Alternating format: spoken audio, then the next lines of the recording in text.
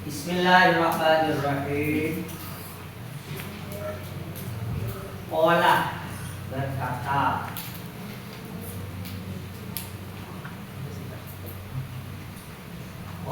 berkata, al-allamatu, siapa orang yang sangat alim. Al-allamatu, siapa orang yang sangat alim. Asy-syaikhu, yang menjadi guru besar. Syaikhu itu kalau bahasa Indonesia adalah profesor.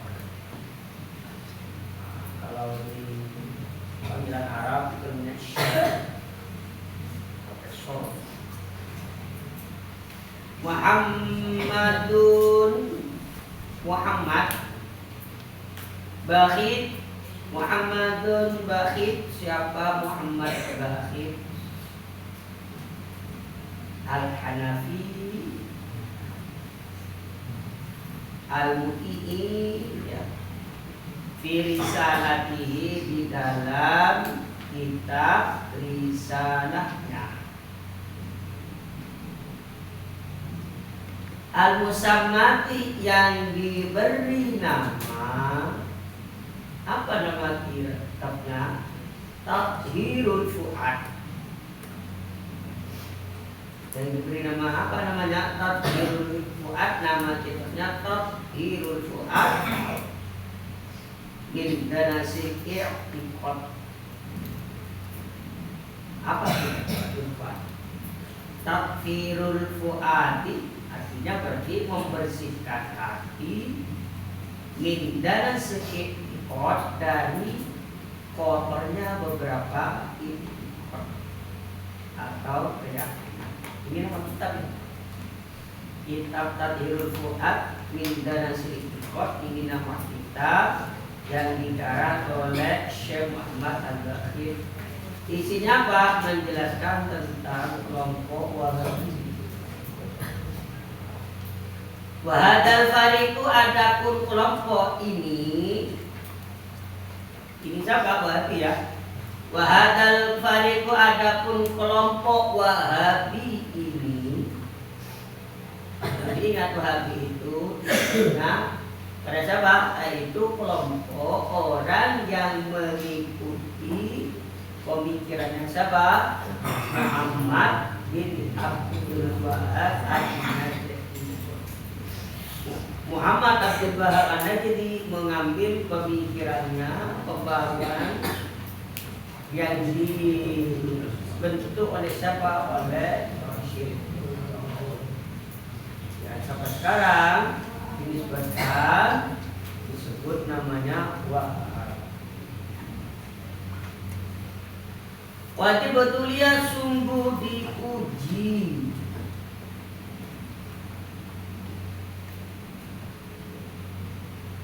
Wajib betulia, sungguh diuji. Al-muslimuna, siapa orang-orang Islam. Dikasiri dengan banyak. Salafan minhum, dari mereka. Siapa? Muslimin. Minhum, dari al-muslimin. Salafan, baik ulama salaf, ulama dulu di masa Abbasiyah ya, salaf. Wa khalafan, dan ulama khalaf, berarti setelah Abbasiyah. Terus sekarang kelompok Wahabi itu gimana sifat terjangnya? Fakanu, maka ada siapa kelompok Wahabi wasmatan, yaitu menjadi fitnah.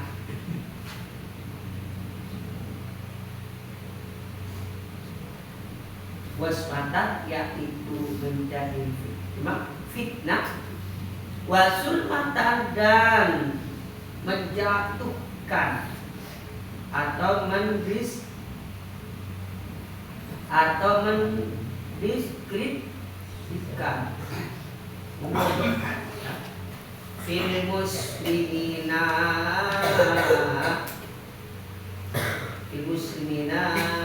pada orang-orang Islam.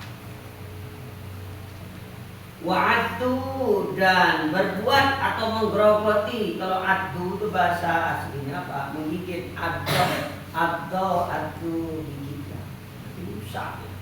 Wa'addu dan menggerogoti. Siapa kelompok Wahabi? Fasidan dengan berbuat kerusakan.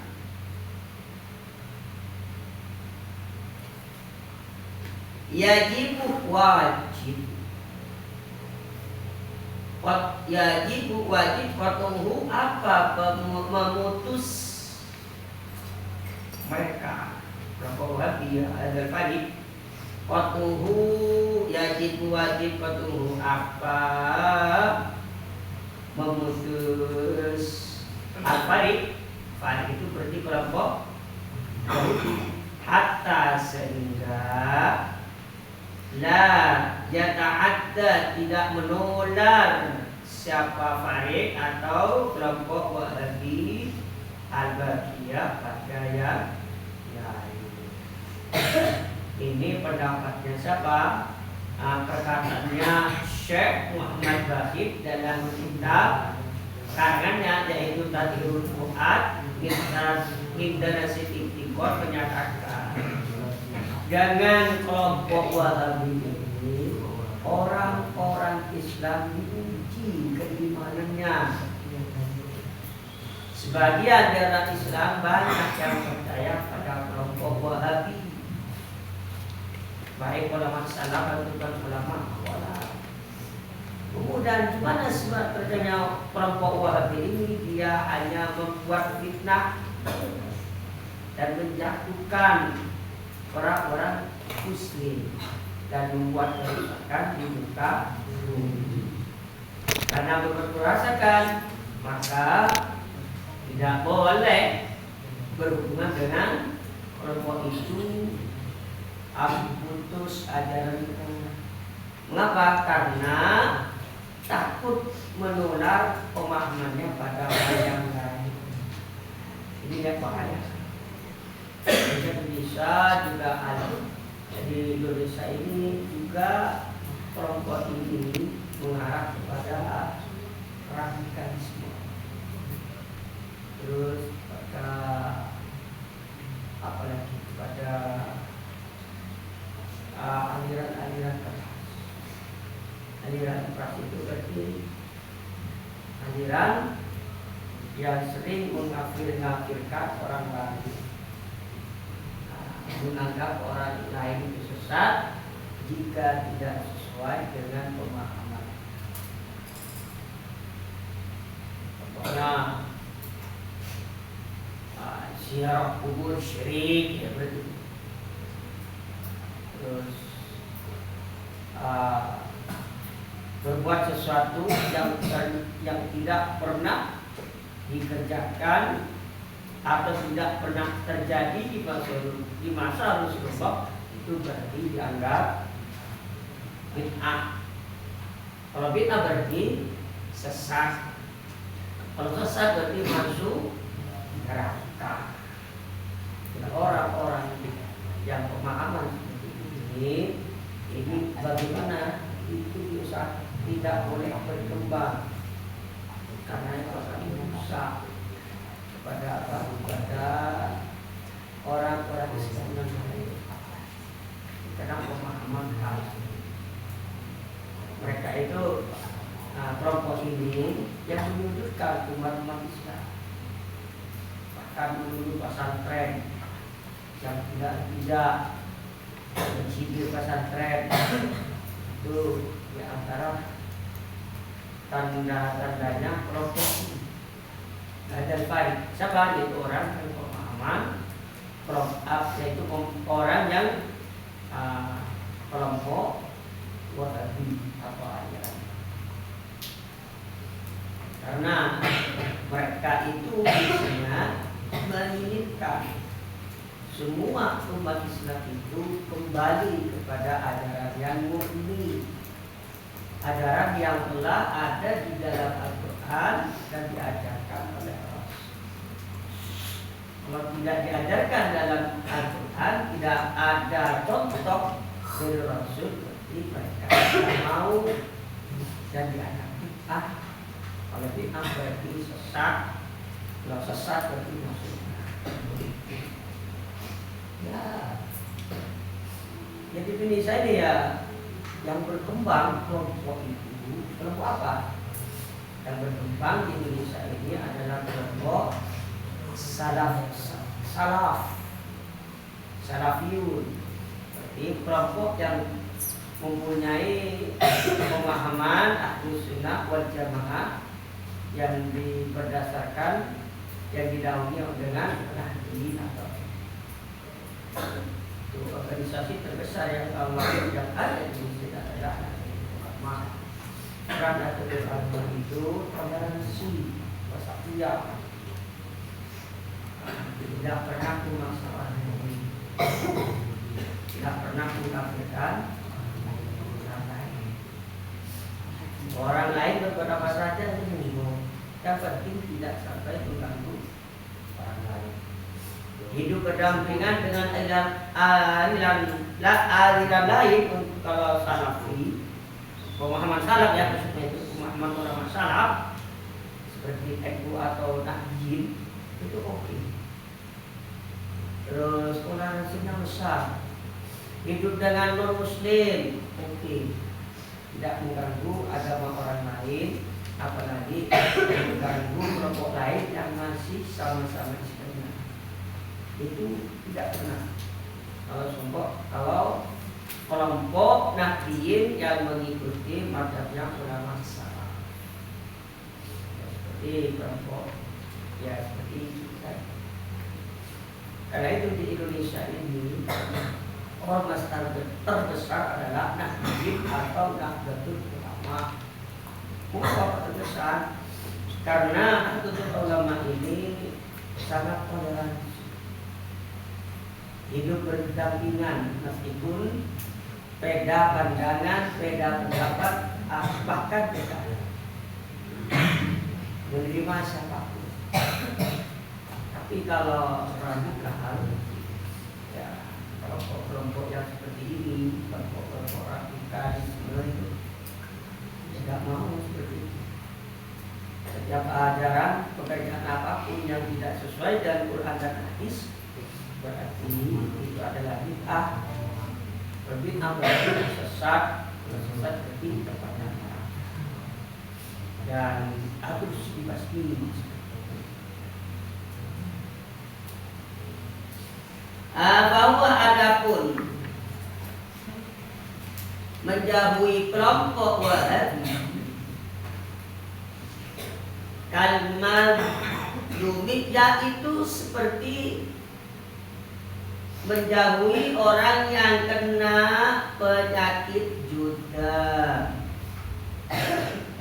Kalimat Jumiyah itu seperti orang terkena penyakit juda.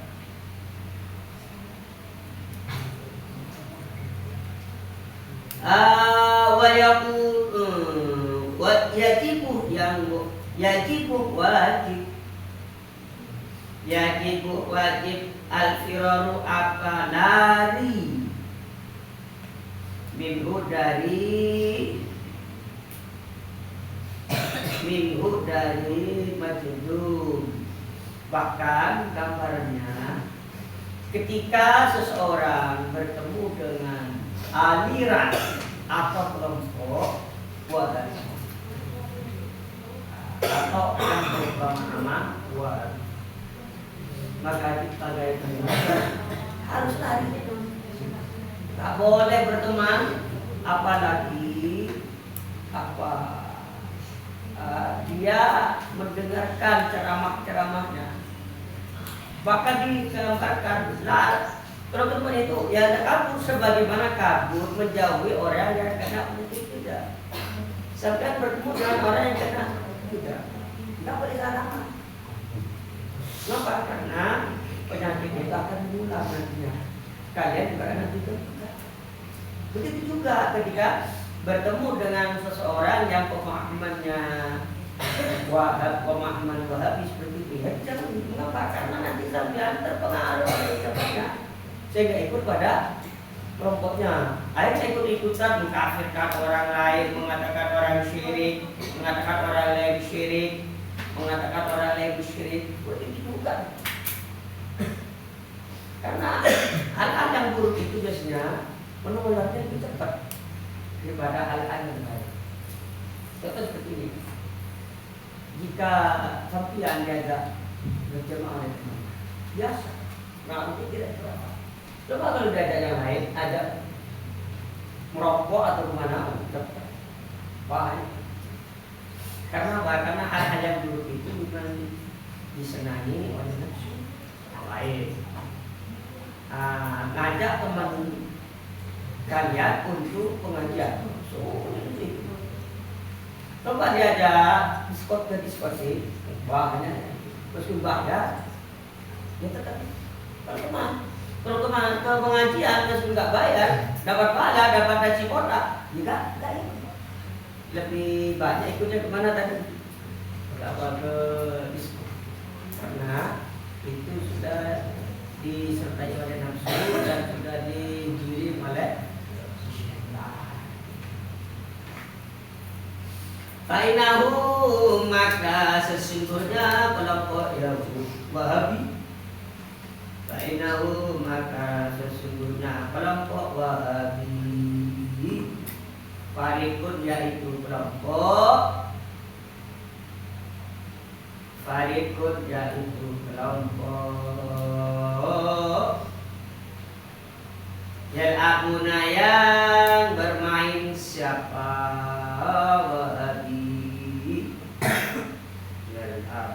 Yang bermain siapa Wahabi bidinihim, dengan agama mereka. Merekanya siapa? Wahabi. Yadumuna, mencaci apa menghina siapa? Wahabi. Al-ulama, pada ulama salafan, baik ulama salaf, khalafan, dan ulama khalaf. Wa yaquluna, dan berkata siapa? Wahabi. Wa yaquluna, dan berkata siapa kelompok Wahabi. Innahum, sesungguhnya ulama salaf dan khalaf. Annahum, sesungguhnya ulama salaf dan khalaf. Ghairu maksumina, yaitu tidak dijaga. Ghairu maksumina, tidak dijaga. Fala yang bagi, maka tidak seharusnya. Fala yang bagi, maka tidak seharusnya taqliduhum, mengikuti ulama salaf dan khalaf. Kemudian diantaranya perilaku orang kelompok Wahabi, mereka itu bermain-main dengan agama. Kalau sesuatu perbuatan yang agak ada tuntunan dari Rasul, seperti angkat bid'ah dan syirik, ya. Dan mereka orang Yahudi juga mencaci para ulama salaf dan ulama khalaf. Mereka juga mau mengikuti pendapatnya Imam Syafi'i, Maliki. Mereka ya kitabnya ya hanya Quran dan hadis saja. Gak mau pelajari namanya Fathul Qorib, Fathul Wahab, Tausyad, Minhajul Talibin, Fathul Mu'in. Gak mau. Kenapa? Karena kitab-kitab kuning itu karangannya manusia, karangannya ulama. Sedangkan ulama itu bukan nabi. Kalau bukan nabi berarti tidak maksum. Berarti kemungkinan karangannya ulama salaf ataupun khalaf itu kemungkinan itu banyak salahnya. Karena itu mereka gak mau mengikuti kitab-kitab kuning itu. Karena pengarangnya itu bukan nabi, tidak maksud. Mereka kelompok Wahabi itu hanya mengikuti yang ada dalam Al-Quran dan tuntunan yang ada di Quran. Itu kelompok Wahabi. Ya kalau seumpamanya hanya mengikuti Quran dan hadis, kok tidak apa? Tapi jangan menjelekkan orang lain. Yang parah itu menjelekkan orang lain, menganggap orang itu musyrik, menganggap orang lain itu murtad, menganggap orang lain itu sesat, itu yang parah itu. Mencaci-caci orang lain. Padahal di dalam Quran dan hadis tidak pernah ada keterangan diperbolehkan mencaci orang lain. Belajar takwa, hukum, bahkan itu ada dari sahabat berjanji antara satu dan yang lain. Orang berpahaman apa saja pun terserah.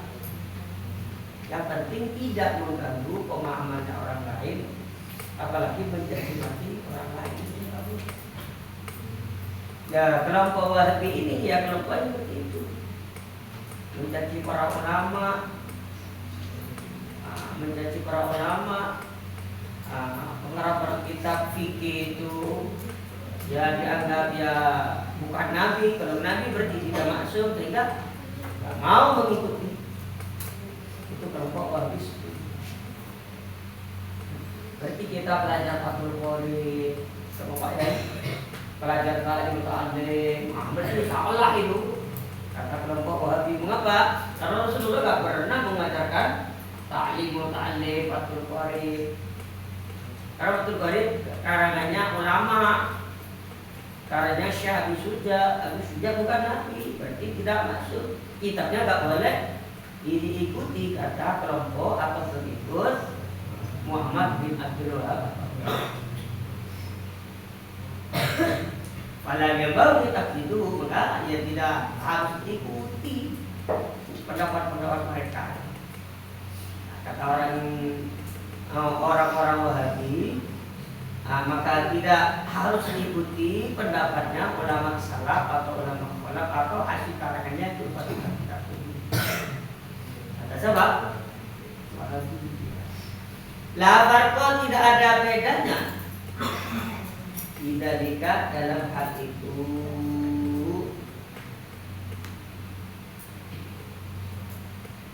Bainal ahya'i antara beberapa yang hidup, wal amwati dan beberapa yang mati. Ini diantara pemahamannya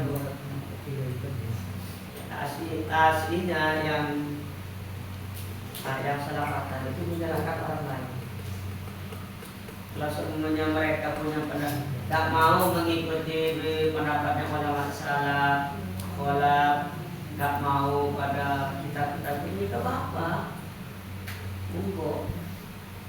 Yang penting tidak menyalahkan orang lain, tidak mengkafirkan orang lain, dan tidak menganggap musyrik orang lain. Salahnya ada sedikit. Ada di mengafirkan orang lain, menganggap orang itu salah, salahnya ada sedikit.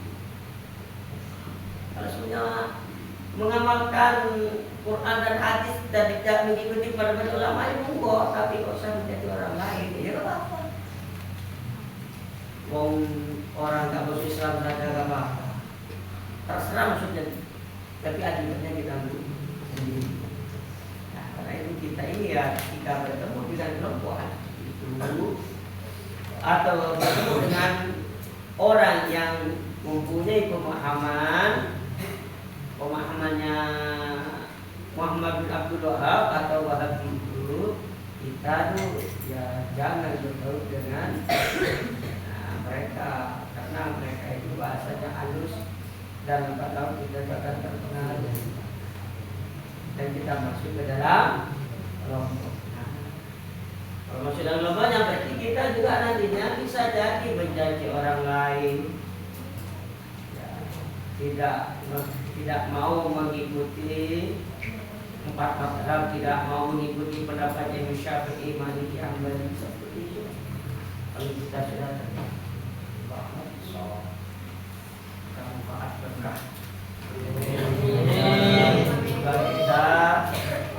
Kita dimaksudkan oleh Allah mengikuti pendapat-pendapat atau jalannya